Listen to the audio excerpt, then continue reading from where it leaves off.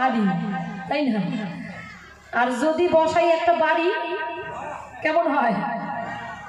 ভাসুর হয়, বলাও যায় না, না বললেও তো চলে না, নাকি? ভাসুর ঠাকুর বলে ভাই বউকে ছাড়াছাড়ি নাই। আচ্ছা, আপনাদের এদিকে কি তাই হয় মায়েরা? হ্যাঁ, ভাসুরকে বলেন যে ছাড়াছাড়ি নাই, আর ভাসুররা কি বলে যে ভাই বউরে ছাড়াছাড়ি নাই? আমার ভাসুর দেখেন কেমন, বলে ভাই বউরে ছাড়াছাড়ি নাই। আবার জিজ্ঞাসা কোথায়? আমি তোমার কাছে জানতে চাই, তোমার নাকি 4-5 জায়গায় বিয়ে হয়ে গেছে, তাহলে তুমি কেমন সতী? তুমি নাকি নারী, তাহলে তুমি কেমন নারী? আমি তোমার কাছে জানতে চাই। আবার জিজ্ঞাসা কি করেছে? আবার জিজ্ঞাসা করেছে, আমি তোমার কাছে জানতে চাই, তুমি নারী হয়ে কেন স্বামীর বুকে পাড়া দিলে? আবার জিহ্বার মধ্যে কামড় দেওয়া দেখতে পাই, তাহলে সেটা কি? তাকে বলা হয় মা কালী। মা কালীর সম্মুখে খিচুড়ি ভোগ দেওয়া হয়, তাহলে তুমি কেমন করে সেবা গ্রহণ করো? তোমার কাছে আমি জানতে চাই। এই তো জিজ্ঞাসা। আবার কি বলল? যে নারীর এত টেম্পারিটা কিসের? স্বামী ছাড়া নারীর কোনো গতি নাই। কেন নাই? বিবাহের পর দেখা যায়, তাহলে তো বাপের বাড়িতেই থাকতে পারতা। বলে ও স্বপ্নাদাসী, তুমি তো বাপের বাড়িতেই থাকতে পারতে, তাহলে তুমি কেন আসলে কাঁঠাল বাড়ি? হ্যাঁ, আমার গুরুজির বাড়ি। তার মানে নারী, অবলা নারী, নারীদের কোনো গতি নাই স্বামী ছাড়া, নাকি? একটা গান গাই, তারপর ধীরে ধীরে সেই জবাবের দিকে যাব। একদম জবাবের অভাব রাখবো না, দাঁড়াই এই সভায়। তাই শোনো কি বলছে। যেহেতু মায়ের পুজো উপলক্ষে এই বাউল অনুষ্ঠান, তাই মায়েরই একখানি গান গাইছি। তাই শুনুন গানের ভাষায় কি বলছে। আমায় একটু জায়গা দাও মায়ের, মন্দিরে বসি আমি অনাহত একজন, আমি অনাহত একজন, অনাহত একজন, অনেক দোষেতে দোষী, আমায় একটু জায়গা দাও মায়ের, মন্দিরে বসি, মায়ের মন্দিরে বসি আমি অনাহত একজন, আমি অনাহত একজন, অনাহত একজন, অনেক দোষেতে দোষী, আমায় একটু জায়গা দাও মায়ের, মন্দিরে বসি, মায়ের মন্দিরে বসি।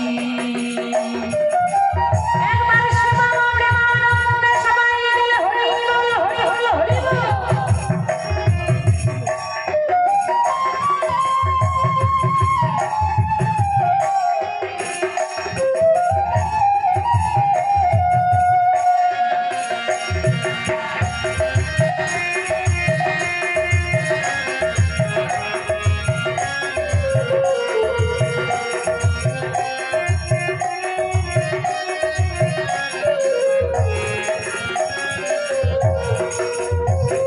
আমি সবার পিছনে থাকবো, শুধু মনে মনে মাকে ডাকবো, সবার পিছনে থাকবো, শুধু মনে মনে মাকে ডাকবো, কোনো কাজে বাধা হলে সাজা দিও যত খুশি, আমার সাজা দিও যত খুশি, আমায় একটু জায়গা দাও মায়ের মন্দিরে বসি, মায়ের মন্দিরে বসি।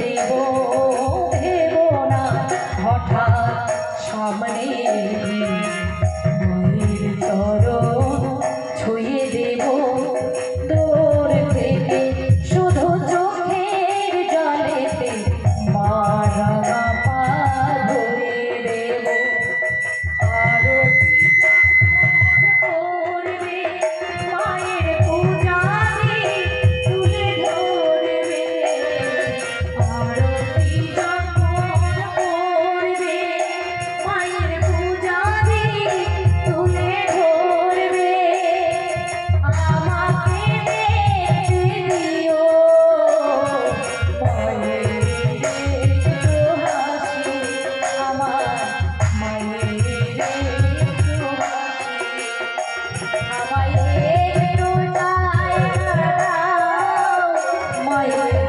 মন্দিরে বসি আমায় একটু জায়গা দাও মায়ের মন্দিরে বসি আমি অনাহত একজন আমি অনাহত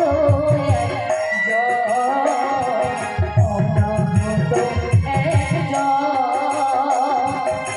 অনেক দোষে দোষী আমায় একটু জায়গা দাও মন্দিরে বসি মায়ের মন্দিরে বসি মায়ের মন্দিরে বসি মায়ের মন্দিরে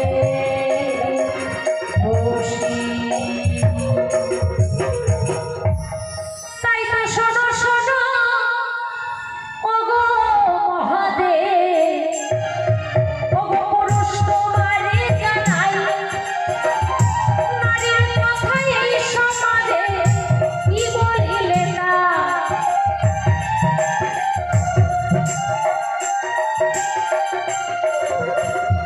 বলে নারীরা যদি নারীরাই বড় হবে তাহলে নারী কেন বাবার বাড়ি ছেড়ে শ্বশুর বাড়িতে আসে যে তুমি কোথায় থাকো শ্বশুর বাড়িতে থাকি এই বাবার বাড়ি আর শ্বশুর বাড়ি তাই না তাই নারী কখনো বড় হতে পারে না নারীকে শ্বশুর বাড়িতে আসতে হয় এই টেম্পারি তোমার থাকবে না হে পুরুষ আমি তোমারে জানাই এই টেম্পারি তোমার একদম থাকবে না এই ধর্ম সভায় কেন তুমি এই জগতের কথা বলছো তাই তো এই জগতের মধ্যে এই পৃথিবীতে আমরা দেখতে পাই ভুটানে যাবে ভুটানে গেলে পরে সেখানে তুমি যেমন বললে নারীকে বিবাহ করে ঘরে আনলো তাই নারী ছোট পুরুষই বড় তাহলে ভুটানে গেলে পরে পুরুষ মানে নারী পুরুষকে বিবাহ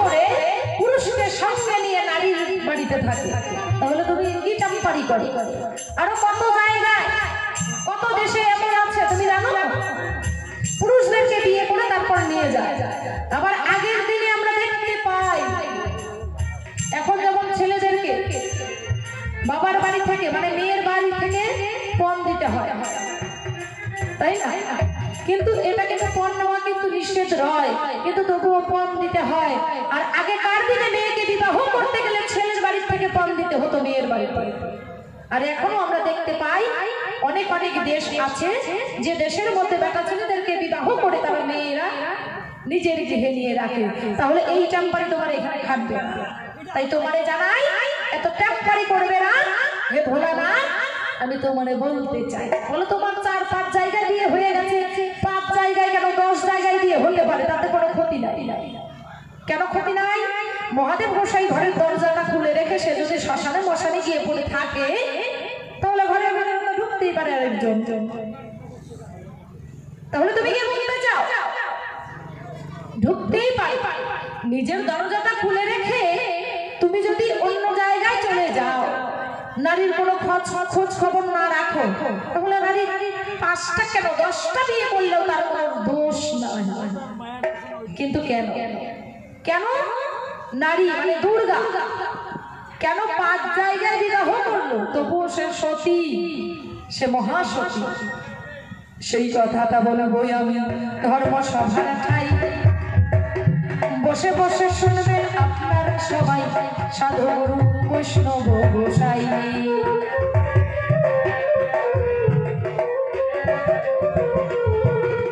আমাদের সকলের আছে জানা গো, আমি বলিবারে চাই, দক্ষ রাজার কন্যা সতী আমি বলে যাই।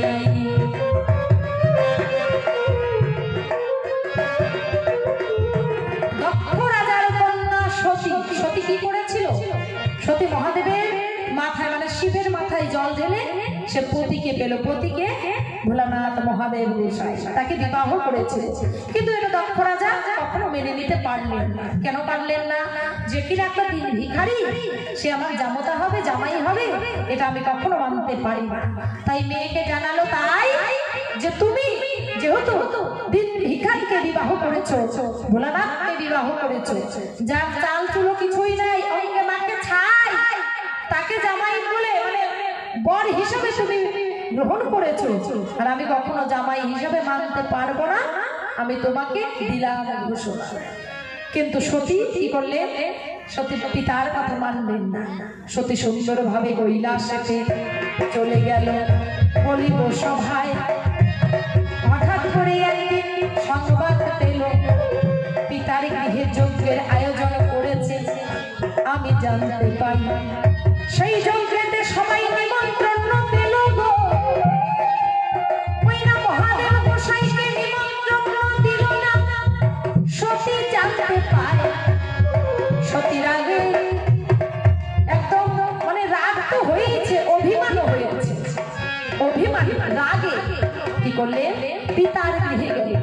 বলো বলো বলো পিতা, বলো আমার ঠাই কি কারণে আমার স্বামীকে নিমন্ত্রণ জানাও নাই? সেই আসরে সেখানে গো অনেক স্বামী নিন্দা শোনালো যে তাই, সেই কারণে স্বামীর নিন্দা সহ্য করতে না পেরে সতী দেহ ত্যাগ করে যায়। জ্বলন্ত অগ্নির মধ্যে দেহ ত্যাগ করেছে। বলো বলো আমি তোমাকে জানাই, এমন কোন প্রমাণ দিতে পারবে যে একটা নারীর জন্য একটা পুরুষ অনেক কিছু করেছে, নারীকে বাঁচিয়ে এনেছে?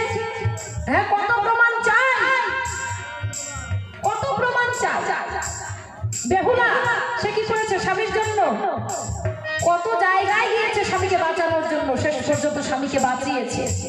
তারপর লোপামুদ্রা স্বামীর পুষ্পবেদী হলো। দেখো নারী কাকে বলে?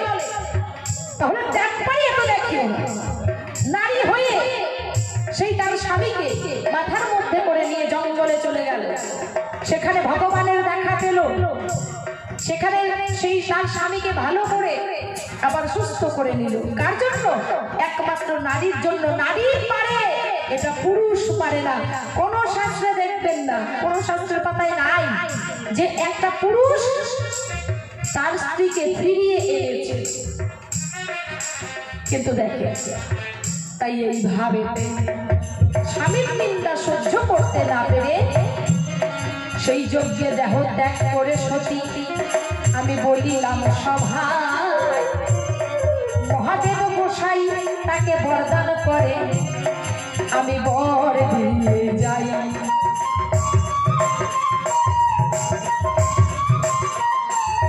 সেখানে ভোলানাথ বর দিয়েছি, সতী তুমি যেহেতু আমার নিন্দা সহ্য করতে না পেরে তুমি দেহত্যাগ করেছো, তাই আমি তোমাকে বর দান করলাম। কি বর? যে আজ থেকে তুমি পৃথিবীতে যখনই আসবে তুমি আমাকে এই স্বামী রূপে পাবে। তাই প্রথম বিবাহ সতী আর মহাদেবের ছিল। 1 নম্বরে বিয়ে গেল। 2 নম্বরে বিয়ের কথা বলতে চাই। সতীর অংশে জন্ম নিল গৌরী, মহাদেবের অংশে জন্ম নিল শিব। শিব গৌরীর বিয়ে হলো। 2 নম্বরে বিয়ে গেল। 3 নম্বর বিয়ে কৃষ্ণের বোন হংসা। কৃষ্ণের বোন হংসা হচ্ছে সতীর অংশে জন্ম, আর দুর্বাসা মুনি সে হচ্ছে মহাদেবের অংশে জন্ম। তাদের দুজনের বিয়ে হলো। এই তো 3 নম্বর বিয়ে গেল। 4 নম্বর বিয়ে আমরা জানি বড়াইপুরি রাধা কৃষ্ণের সঙ্গে দেখতে পাই। বড়াইপুরি মানে হৈমবতী। হৈমবতী বড়াইপুরের আরেকটা রূপ হচ্ছে হৈমবতী। হৈমবতী হচ্ছে সেই সতীর অংশে জন্ম, আর ব্রাহ্মণ্যদেব হচ্ছে মহাদেবের অংশে জন্ম। তাদের দুজনের বিয়ে হলো, শাস্ত্রের পাতায় রইল। আমরা জানতে পাই 5 নাম্বার বিয়ে। একটু কানটা খুলে শোনো, ও পুরুষ আমি তোমারে জানি। 5 নাম্বার বিয়ে কি? অদ্বৈত মহাপ্রভু মহাদেবের অংশে জন্ম নিল অদ্বৈত মহাপ্রভু এই কলির যুগে দেখতে পায়। আর সীতা ঠাকুরানী সে হচ্ছে সতীর অংশে জন্ম, আমি তোমারে জানাই। এই 5 নম্বরে বিয়ে গেল। একটাই তো বর ছিল, একই অংশে 5টা রূপ ধারণ করলো, একই অংশে 5 রূপ ধারণ করলো, দুজনেরই বিয়ে হলো। সেই কারণেই সতী হলো এই পৃথিবীতে জানতে পাই। তোমার প্রশ্নের জবাব শেষ। বলে তাহলে নিতাই, নিতাই হচ্ছে পুরুষ, নিতাই গৌর সেও তো পুরুষ। আমরা হরি বল দেই, তাই না? হরি, হরি হচ্ছে পুরুষ।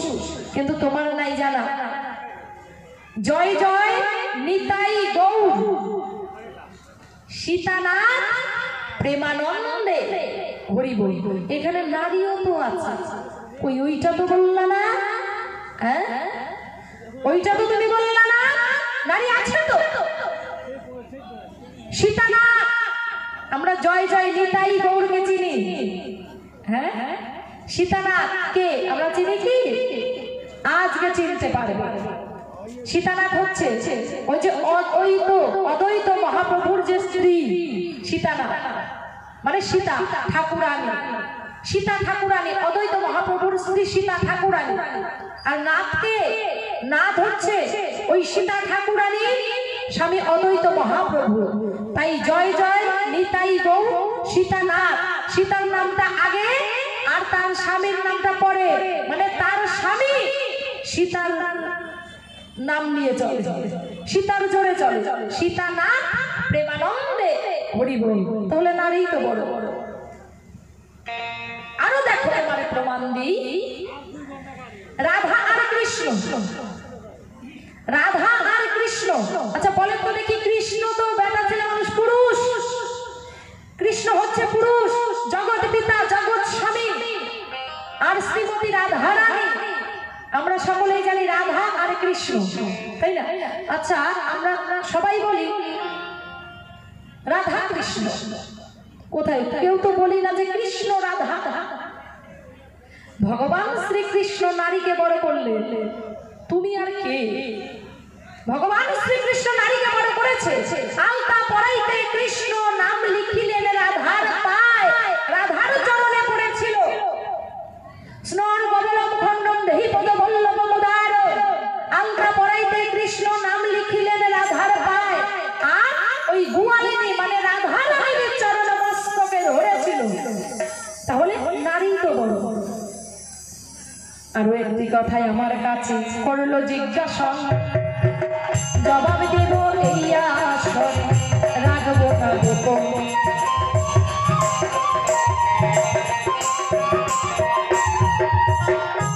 নারী শক্তি বড় শক্তি গো, ওগো পুরুষ তোমার তো নাই জানা। তাই তো তুমি এই সমস্ত কথা করলে আলোচনা। দেখো দেখো, নারীর পায়ের নিচে পুরুষ আছে গো, আমরা দেখিবারে পাই। মা কালী আর মহাদেব গোসাই। মা কালীর পায়ের নিচে মহাদেব বলে স্বামীর বুকে পাড়া দেয়। হ্যাঁ দিতেই পারে। স্বামীর বুকে পাড়া কখন দেয়? যখন একটা নারী ঊর্ধ্বরেখা হয়ে যায়। এই এই যে জিহ্বাটা বলে স্বামীর বুকে পাড়া দিল, আবার জিহ্বার মধ্যে কামড় দিল। সে হচ্ছে কালী, হচ্ছে ঊর্ধ্বরেখা। কেন ঊর্ধ্বরেখা একটা নারী হতে পারে? যখনই কিনা তার জোয়ার ভাটা আর থাকবে না, মানে সে আর রজস্বলা হবে না, জোয়ার ভাটা থাকবে না, তখনই সে হবে ঊর্ধ্বরেখা। সাধনার দ্বারায়, মুদ্রা শিখে সাধনার দ্বারায় কি করতে হবে? এই জিহ্বাটাকে লোলো জিহ্বা বানাতে হবে। এই জিহ্বার আগায় যদি কপালের মধ্যে, সিঁথির মধ্যে সিঁদুর পড়তে পারে, তাহলে সে ঊর্ধ্বরেখা হতে পারে। একটা নারী এই ঊর্ধ্বরেখা হতে পারে, এটা সম্ভব। আমার নারী, নারী সত্যিই বড় শক্তি, নারী ছাড়া কোনো গতি নাই। তাই প্রকাশ করে গেলেন কালিমা। কি? পায়ের নিচে দেখতে পায় স্বামীকে, যুদ্ধ করলো, অসুর বধ করলো গো, আমরা জানতে পাই। যখন এই পৃথিবীকে রক্ষা করলো, অসুর বধ করছে, কালীর শরীরে অনেক আঘাত লাগছে। দেবতারা সবাই মিলে বিচার সভা বসালে। কালীর মধ্যে কোনো হিতাহিতি জ্ঞান নেই। কালীর জ্ঞান, হিতাহিতি জ্ঞান কিভাবে ফিরিয়ে আনা যায়? সকলে সিদ্ধান্ত করলেন একমাত্র তার স্বামীকেই কালী কিন্তু মানে। মহাদেব গোসাইকে যদি দেখতে পায় তবে হয়তো তার জ্ঞান ফিরে আসতে পারে। সে তো আর তার মধ্যে নেই, সে তো রণঙ্গিনী রূপ ধারণ করেছে, উন্মাদিনী রণঙ্গিনী। কখনো দশম পূজা রূপ ধারণ করে সে অসুর বধ করছে। আমরা দেখতে পাই মহাদেব ছাড়া তার জ্ঞান ফিরে আনার কোনো কায়দা নাই। তাই যুদ্ধ করে যখন পথ দিয়ে যাচ্ছে, অসুরদের সঙ্গে যুদ্ধ করছে, সেই সময় পথের মধ্যে মহাদেব গোসাই শুয়ে পড়ল। মহাদেব গোসাই শুয়ে পড়ল আর কালী যুদ্ধ করছে। যুদ্ধ করতে করতে কালী মহাদেবের গায়ে পা দিল, আমরা জানতে পাই। নিচের দিকে তাকিয়ে দেখলো ওটা মহাদেব গোসাই।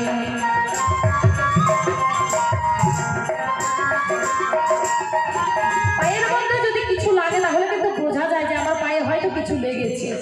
নিচের দিকে তাকিয়ে দেখে যে তার স্বামী নারী, সকলকে মর্যাদা দিতে জানে, স্বামীকে মাথায় করে রাখে। তাই কি করলে, ইমা আমি এটা কি করলাম বলে জিহ্বার মধ্যে কামড় দিল।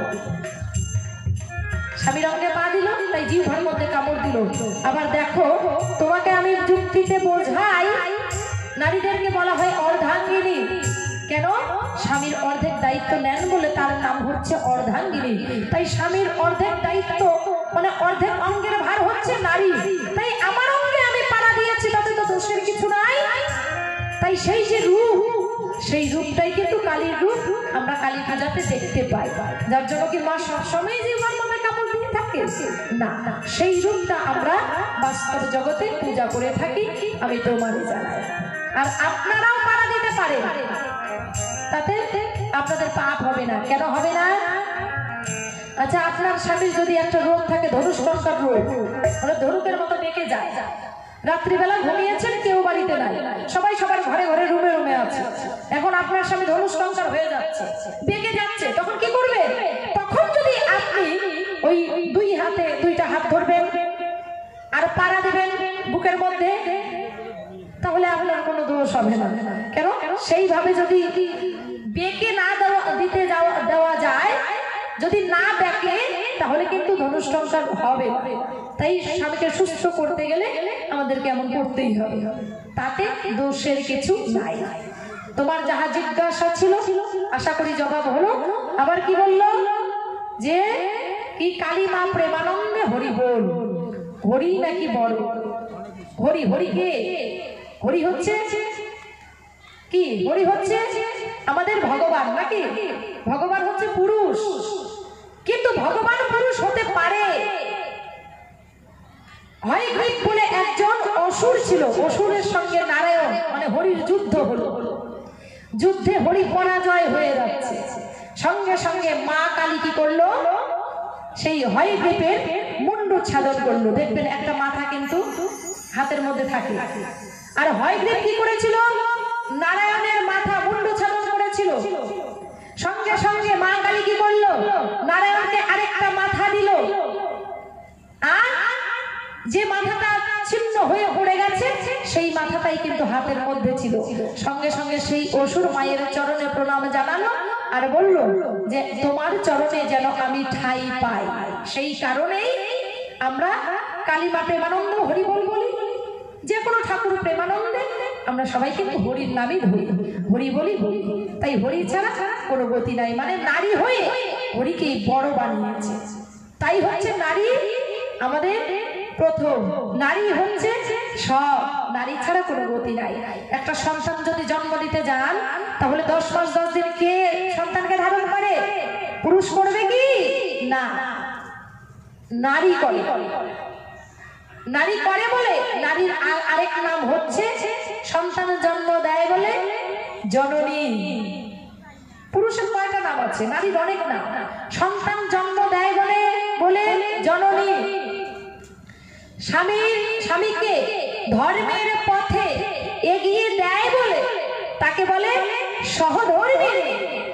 স্বামীর অর্ধেক দায়িত্ব নেন বলে নারীকে বলে অর্ধাঙ্গিনী। এইভাবে নারীর অনেক নাম। নারীকে বলে মা, নারীকে বলে জননী, অর্ধাঙ্গিনী, রমণী, অনেক নাম রয়েছে। তাহলে তোমার কাছে আমি জানতে চাই, সুন্দর করে বলবে এই সভায়, তাহলে পুরুষই যদি বড় হবে তাহলে শ্রীমতী রাধারানীর পা কৃষ্ণ কখনো মস্তকে ধারণ করতো না। আর তোমার কাছে আমি জানতে চাই, পুরুষ বলে টেম্পারি দেখাও, নারীকে তো মাথায় নিয়ে ঘোরো। মাথায় নিয়ে ঘোরে না? নারীকে মাথায় নিয়ে ঘোরো কেন? মহাদেবের মাথায় দেখতে পাই গঙ্গা। গঙ্গা কি নারী না? আমি তোমার কাছে জানতে চাই, তাহলে নারী যদি কিছু না করে, নারীর যদি কোনো অবদান না থাকে, নারী যদি ছোট হয়, পুরুষ যদি বড় হয়, তাহলে পুরুষ কেন, মানে মহাদেব গোসাই কেন নারীকে মস্তকে ধারণ করলো, গঙ্গাকে কেন মাথাতে ঠাই দিল? আমি তোমার কাছে জানতে চাই। আর ওই যে তুমি ছাই মাখো, এটা কোন ছাই? তুমি তো পাগল। আমি তোমার কাছে জানতে চাই, এটা কোন ছাই? কোন ছাই মহাদেব গোসাই গায়ে মাখে? আমরা কত নামি দামি সাবান শ্যাম্পু গায়ে মাখি, তাহলে মহাদেব গোসাই কেন ছাই ভস্য গায়ে মাখে? কেন ছাই ভস্য গায়ে মাখো? সেই কথা আমি জানতে চাই। সুন্দরভাবে যেন জবাব পাই। একটা গান করে আসুন, ছেড়ে যাই। মায়ের এক ফোঁটা দুধেরই শোধ হবে না কোনোদিন। কোথায় নারীকে তুমি বড় বলবে?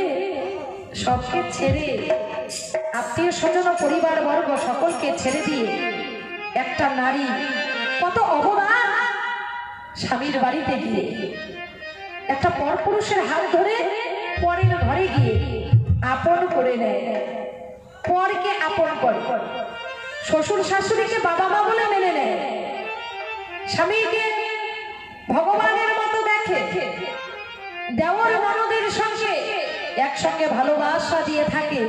কোথায় তুমি নারীকে বড় বলবে?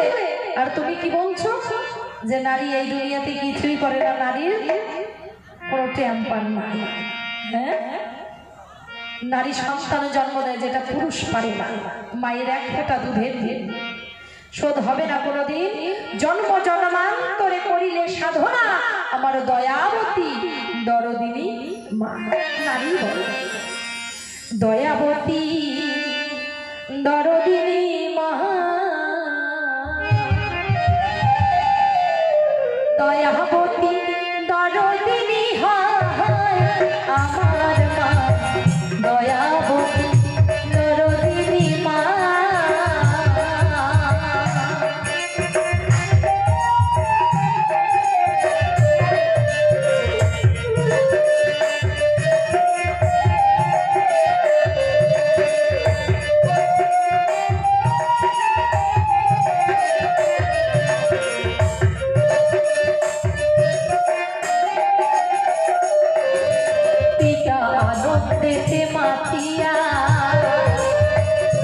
সাগরে দেয় ফেলিয়া চলে গেল বিধিয়া, ফিরে এলো না।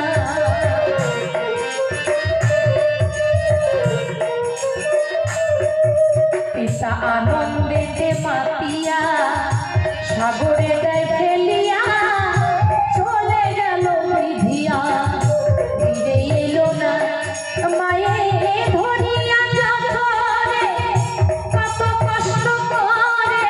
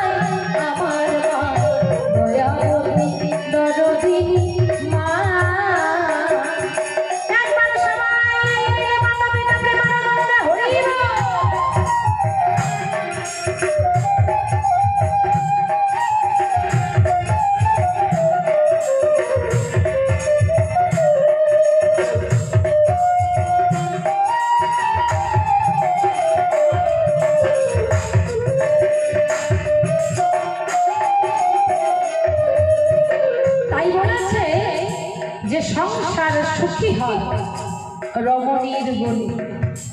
নারী যদি না থাকে একটা বাড়িতে, তাহলে সেই সংসার থাকে না গো। সেটা কি হয়?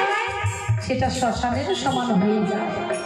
দেখবেন একটা বাড়িতে যদি একটা নারী না থাকে, শুধু পুরুষ থাকে, মনে হয় যেন লক্ষ্মী ছাড়া, যে এই বাড়িতে লক্ষ্মী নাই। তাহলে নারী ছাড়া কোনো গতি নাই। সন্তান ভূমিষ্ঠ হলে আমার মানে তারে বলে তুলে, কষ্টের কথা মায়েরা মনে থাকে না।